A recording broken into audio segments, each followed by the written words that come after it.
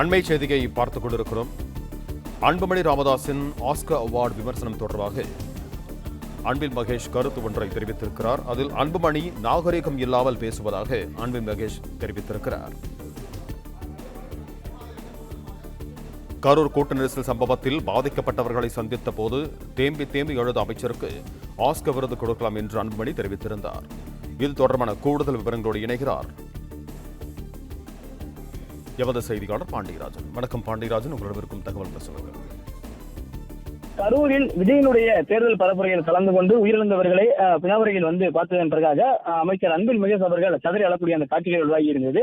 அதனை விமர்சனம் செய்யும் வகையில அழுது இருக்கக்கூடிய அமைச்சர் அன்பில் மகேஷ் அவர்களுக்கு ஆஸ்கர் விருது வழங்கலாம் எனவும் அன்புமணி அவர்கள் விமர்சனம் செய்திருந்தார்கள். இந்நிலையில் பள்ளிக்கல்வித்துறை அமைச்சர் அன்பில் மகேஷ் பொய்யாமொழி ஒரு சமூக வலைதள பதிவை வெளியிட்டிருக்கிறார். மரியாதைக்குரிய அண்ணன் அன்புமணி ராமதாஸ் அவர்கள் நாகரிகம் மற்றும் பச்சையாக பேசியிருக்கிறார் என அவருடைய அந்த பதிவில் குறிப்பிட்டிருக்கிறார். கரூர் கூட்ட நெரிசலில் இறந்தவர்களில் 9 பேர் பள்ளிக்கு செல்லும் வயதிலும் எதிர்காலத்தில் பள்ளிக்கு செல்ல வேண்டிய வயதிலும் உள்ள எங்கள் பிஞ்சு குழந்தைகள் என அவர் குறிப்பிட்டிருக்கிறார்.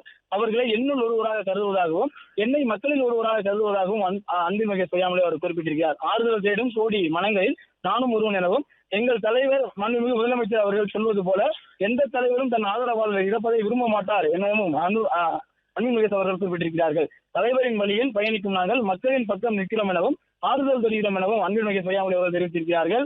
வளர்த்து ஆளாக்கிவிட்ட சொந்த தந்தையை கூட பச்சைப்படுத்துபவரின் கருத்தை இனிமேல் பொருட்படுத்த தேவையில்லை என்று கருதுவதாகவும் அன்பில் மகேஷ் பொய்யாமொழி அவருடைய வலைதள பக்கத்தில் குறிப்பிட்டிருக்கிறார்.